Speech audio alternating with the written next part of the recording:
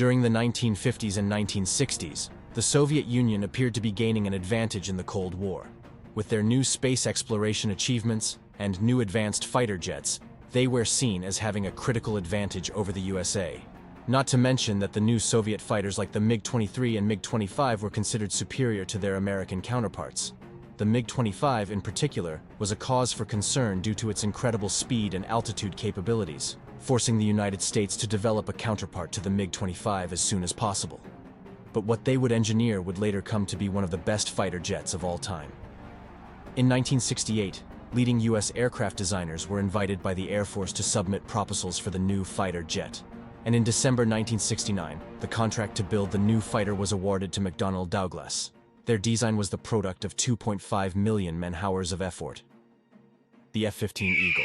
The first prototype was revealed in June 1972, and just 3 years after McDonnell Douglas was given the go-ahead.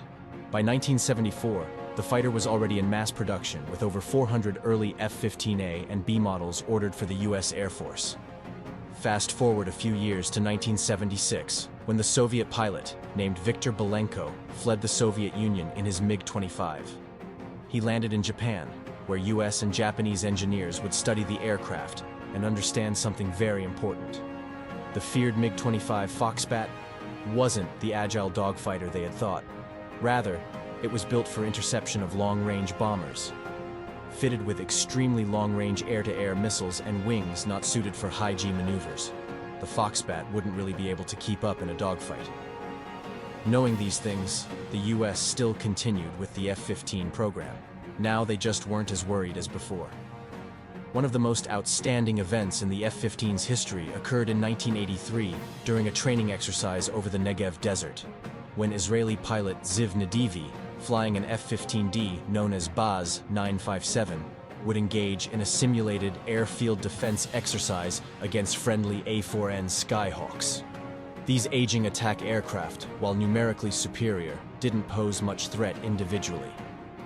During the engagement, Negev's F-15 collided with one of the Skyhawks, resulting in the loss of the F-15's entire right wing. Not knowing how serious the damage was, Negev and his instructor Yehoar Gal found themselves in a precarious situation, with the F-15 entering a flat spin. By this point, Negev knew he had only two choices. Either eject from the aircraft, saving himself and his instructor, but having to watch his aircraft explode as it crashed into the ground, or do something completely unbelievable. But with the Eagle falling from the sky, there was no time to think. Negev had made his choice. Pushing his throttle to full afterburner, Negev gained a lot of airspeed, managing to recover from the deadly spin and miraculously stabilize the aircraft. Now the only thing left to do was to bring the machine down without creating a disaster. With just one wing and limited fuel, Negev had to maintain a high airspeed for stability, making the landing challenging. When the two pilots lined up for the runway, they were going way faster than normal, but there was no time to slow down. Negev even deployed the arresting hook, hoping that it would catch the temporarily laying wire on the runway and increase the chances of survival.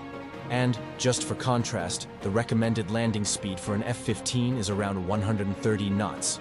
But when Negev and Yehoar touched down, they were traveling close to 260 knots. At the moment of landing, the tail hook, deployed to assist in slowing down, was ripped off, but they still unbelievably stopped just a few meters away from the airstrip barrier. It was only after the successful landing that Negev and his instructor, Yehoar Gal, realized the true extent of the damage. They had flown over 16 kilometers with an F-15 missing its entire right wing.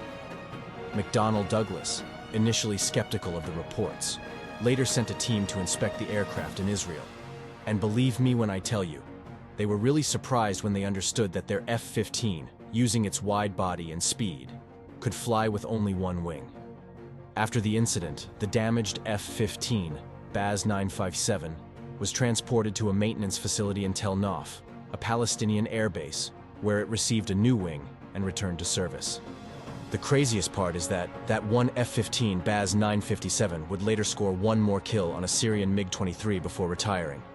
This event did not only show what of a beast the F-15 Eagle is, but it also wrote a new chapter in the history of military aviation.